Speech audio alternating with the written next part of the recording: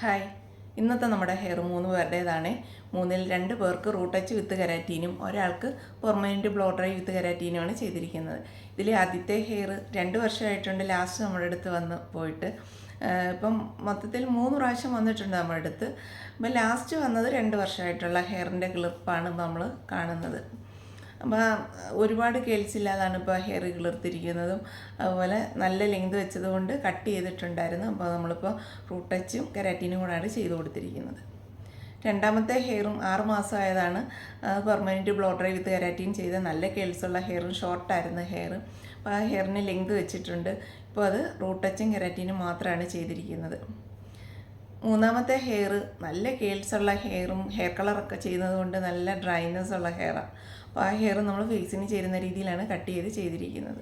അപ്പം നമ്മുടെ സ്കാൽപ്പിൽ നിന്ന് കൊഴിഞ്ഞിട്ട് പിന്നെ ബേബി ഹെയർ വരുമ്പോൾ ആ ഹെയർ നല്ല കേൾസോടായിരിക്കും വരുന്നത്. നമുക്ക് എത്രത്തോളം കേൾസ് ഉണ്ടോ ആ കേൾസിലായിരിക്കും വരുന്നത്. നമ്മൾ പെർമനൻറ്റ് ബ്ലോ ഡ്രൈ വിത്ത് കെരാറ്റീൻ ചെയ്ത് വിട്ടിട്ടുള്ള ഹെയർ സ്കാൽപ്പിൽ നിന്നിറങ്ങുന്നത് കേൾസ് കുറഞ്ഞായിരിക്കും. നല്ല കേൾസ് ഒത്തിരി കുറവിലൂടെ ആയിരിക്കും പിന്നെ നമുക്ക് പെർമനൻറ്റ് ബ്ലോ ഡ്രൈ വിത്ത് കെരാറ്റീൻ ചെയ്ത ഹെയർ വരുന്നത്. ബേബി ഹെയറാണ് കേൾസായിട്ട് വരുന്നത്. അപ്പം ഇടയ്ക്കൊക്കെ ഹെയർ കൊഴിയുമല്ലോ. നമ്മളിപ്പോൾ കൊഴിയത്തില്ല എന്ന് എനിക്ക് ഒരിക്കലും പറയാൻ പറ്റത്തില്ല, കാരണം നമ്മുടെ ശാരീരിക പ്രശ്നങ്ങൾ കാരണം.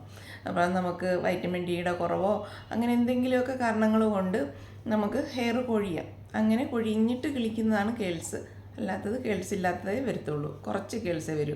അതോ ഒരു 60% കുറവ്, ചിലപ്പം 10-20% അത്രയും ചെറിയ വേവി. അത് ഇപ്പം നമ്മുടെ ഈ റൂട്ട് ടച്ച് ചെയ്യാമെന്ന ഹെയർ കാണുമ്പോഴും അറിയാം കേൾസോട് നല്ല കേൾസുള്ള ഹെയർ ആയിരുന്നു.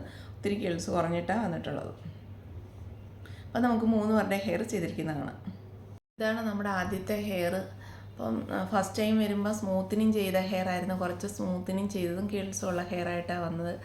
അത് നമ്മളന്ന് അത് നിർത്തിക്കൊണ്ടാണ് അന്ന് ഹെയർ ചെയ്ത് കൊടുത്തിരുന്നത്. പിന്നെ രണ്ടാമത് വരുന്നപ്പോഴും നമ്മൾ കട്ട് ചെയ്തിട്ടാണ് ചെയ്തത്. ഇപ്പോൾ ഈ ഹെയർ നമ്മൾ കട്ട് ചെയ്തിട്ടില്ല, കാരണം ഈ കുട്ടി തന്നെ കുറച്ച് നന്നായിട്ട് കട്ട് ചെയ്തിട്ടുണ്ട്, നന്നായിട്ട് ലെങ്ത് വെച്ചിട്ടുണ്ടായിരുന്നു. അപ്പോൾ അത് ഇപ്പോൾ കിളിർത്ത് വരുന്നത് ഒരുപാട് കേൾസ് ഇല്ലാതാണ് വരുന്നത്.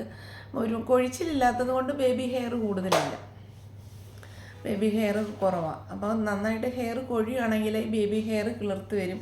ഹെയർ കിളിർക്കാതിരിക്കത്തില്ല, നന്നായിട്ട് കിളിർത്ത് വരും കൊഴിഞ്ഞു പോയാലും. പക്ഷേ അത് ബേബി ഹെയർ ആയിരിക്കും. അന്നേരം നമ്മൾ റൂട്ട് ടച്ച് ചെയ്ത് കൊടുത്താൽ മതി. അപ്പോൾ ഇതിന് ഈ എത്ര കട്ട് ചെയ്താലും ഇതിൻ്റെ എൻഡിന് ഈ ഒരു കേൾസ് വരും.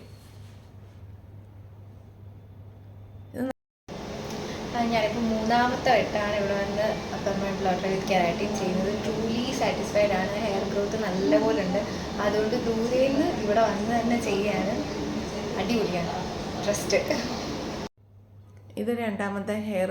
ഇത് 6 മാസമായിട്ടുള്ള ഹെയറാണ്. അന്ന് നമ്മൾ ഒരുപാട് ലെങ്ത് കുറച്ചിട്ടില്ല, ലെങ്ത് കുറയ്ക്കാതാണ് കട്ട് ചെയ്ത്. ഇപ്പോഴും ലെങ്ത് കുറയ്ക്കണ്ടെന്ന് പറഞ്ഞു, അതുകൊണ്ട് ലെങ്ത് ഒരുപാട് നമ്മൾ കട്ട് ചെയ്തില്ല. അപ്പോൾ അന്ന് ഹൈലൈറ്റും ചെയ്തിട്ടുണ്ടായിരുന്നു. ഹെയറിനൊന്നും ഒരു കുഴപ്പമില്ല, നന്നായിട്ട് തന്നെ കിടക്കുന്നു. അപ്പോൾ ലെങ്ത് കുറയ്ക്കാത്തത് കൊണ്ട് ഇത് ലെങ്ത് വെക്കുന്നതനുസരിച്ച് തിന്നായിട്ട് വരും. എന്നാലും നല്ല ഭംഗിയായിട്ട് തന്നെ കിടക്കുന്നത്.